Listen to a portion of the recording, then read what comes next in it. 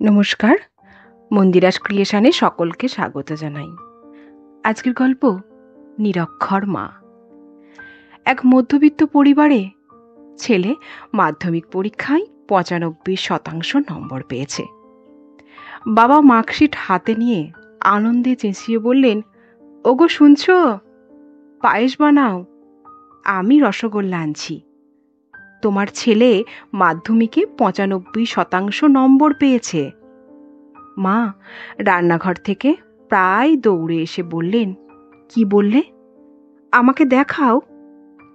ছেলে মাঝখান থেকে ফট করে বলে উঠল, বাবা, মাকে রেজাল্ট দেখিয়ে কি হবে? মা কি লেখাপড়া জানে? মা তো আঙুল ছাপ, নিরক্ষর, মার্কশিট পড়তেই পারবে না। মায়ের চোখ ভিজে উঠল। আঁচল চাপা দিয়ে রান্নাঘরে চলে গেলেন পায়েস তৈরি করতে। ছেলের কথা শুনে বাবা বললেন, হ্যাঁ রে, এটা সত্যি, তোর মা পড়তে পারে না। আর শোন, এটাও সত্যি, তুই যখন তোর মায়ের গর্ভে, তখন তোর মা দুধ খেতে পছন্দ না করা সত্ত্বেও শুধু তুই যাতে সুস্থ থাকিস তাই ৯ মাস প্রতিদিন দুধ খেত, শুধু তোরই জন্য। কেননা ও নিরক্ষর ছিল। সকাল ৭টার সময় তোকে স্কুলে যেতে হবে। তোর মা ভোর ৫টার সময় ঘুম থেকে উঠে তোর পছন্দের জলখাবার আর টিফিন তৈরি করত। কেননা ও নিরক্ষর ছিল।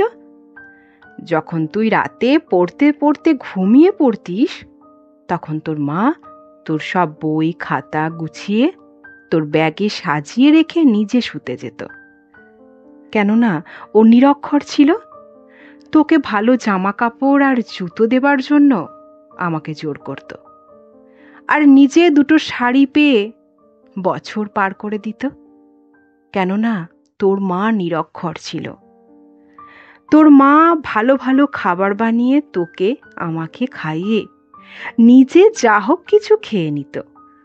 কেননা তোর মা নিরক্ষর ছিল। এই কাগজের টুকরোটাতে তুই যে নম্বরটা পেয়েছিস তা তোর মায়ের দান, জেনে রাখিস।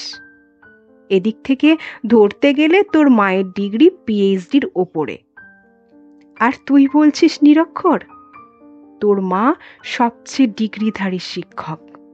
যা, মায়ের পায়ে ধরে ক্ষমা চেয়ে আয়। ছেলে বুঝতে পারল যে কত বড় অন্যায় করেছে, মায়ের বুকে কতটা আঘাত করেছে। সে কাঁদতে কাঁদতে রান্নাঘরে ঢুকে গেল। অনেক সন্তানই নিজের মা বাবাদের অপমান করে, ছোট ছোট কারণে রাগ দেখায়, অভদ্র ভাষা ব্যবহার করে কথা বলার সময়।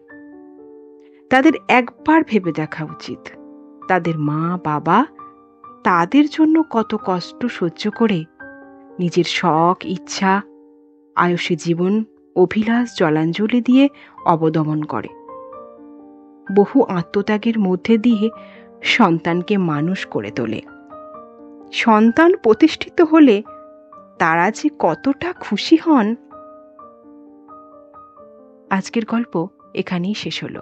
পাঠে আমি মন্দিরা।